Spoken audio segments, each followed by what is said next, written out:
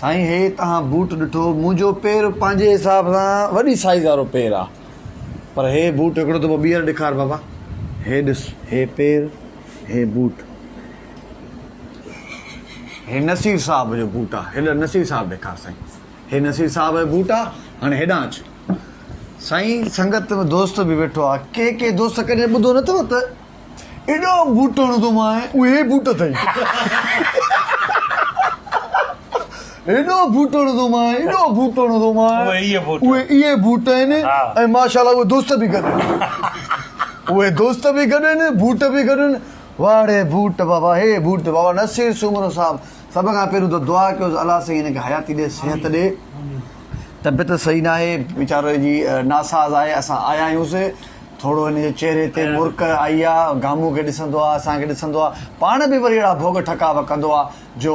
मज़ो अची वेंदो आहे मज़े जी ॻाल्हि थो तव्हांखे ॿुधायां 8-10 फुटनि जो डिस्टेंस आहे गामू में ऐं नसीर में हेॾे ॾेखार न नसीर साहब खे हीअं थोरो उथी बि न त हीअं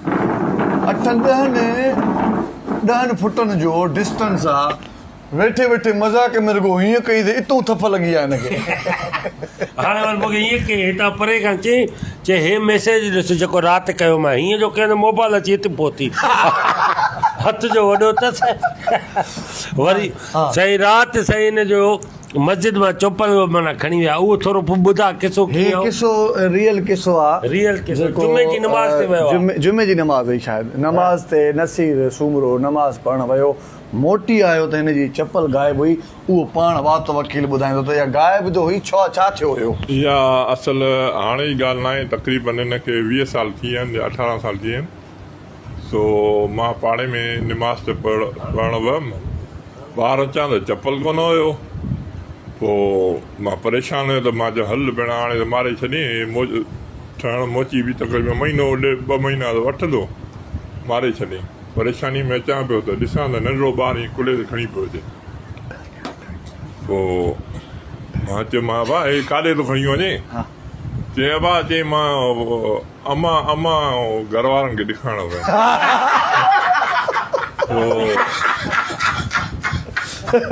मां चयो मां यार पोइ तूं उन ॾेखारण मूंखे ई खणी वठी हलिया मूंखे त परेशान करे छॾ महीनो लॻंदो आहे महीनो सवा सुठो मोची हुजे जेको हे बूट ठाहे ऐं उहो बि वरी जेकॾहिं गामू घणी जो छिनी विझूं हा वरी ॿी ॻाल्हि तव्हांखे ॿुधायां माण्हू माना खट ते या बेड ते सुम्हंदो आहे न एसी ताईं एक्स्ट्रा इहे टेबल रखी अथई उन टेबल ते सवड़ियूं रखियूं अथई जीअं माना माशाला वरी दुनिया जे वॾे में वॾो माण्हू बि त आहे न उहे हे अथव दुनिया में वॾे में वॾो माण्हू ऐं हिन टेबल खां पोइ बि भित में पेर लॻंदा ऐं ॿी ॻाल्हि इहा आहे असां अलॻि ऐलान चवंदा आहियूं त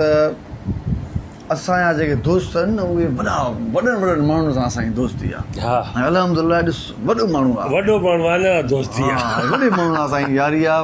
अलाह साईं सिहत ॾींदी सभु दोस्त तुंहिंजे लाइ दुआ घुरनि दुआ आहिनि त दुआ घुरनि था त रब साईं तोखे सिहत हयाती ॾे ऐं इनशाह असां हिन वीडियो जो इहो ई मक़सदु आहे त यार जी हिकु त सिहत अव्हां जे साम्हूं शेयर कयूं त काफ़ी ॾींहंनि खां हिन जी तबियत नासाज़ आहे ऐं असांखे यादि बि कंदो आहे असां ईंदा रहंदा आहियूं अबा असां ईंदा आहियूं न साईं बिल्कुलु तव्हांजा कुर्ब लख अहसान ऐं वाक़ई इहा हक़ीक़त आहे तमामु प्यारा दोस्त आहिनि ईंदा रहंदा आहिनि ऐं हाणे बि हिननि खे ख़बर पई त मुंहिंजी हालत तमामु ख़राबु हुई तो अलाह जे अहसान आहिनि हाणे बहितर आहियां पर थोरी आहे अञा हल्की तकलीफ़ आहे सो लख अहसान ऐं मोहबतियूं वधाए वाक़ई मुंहिंजो ज़हन ई ॼण फ्रेश थी वियो खिलण सां इंसान जो ज़हन फ्रेश थो थी वञे बाक़ी इहा हक़ीक़त आहे सिहत मिलंदी पोइ जल्दी तुंहिंजी शादी था करायूं हिन जी शादी में छा कंदव तव्हां छा कंदव साईं मां हवाई फायरिंग कंदुमि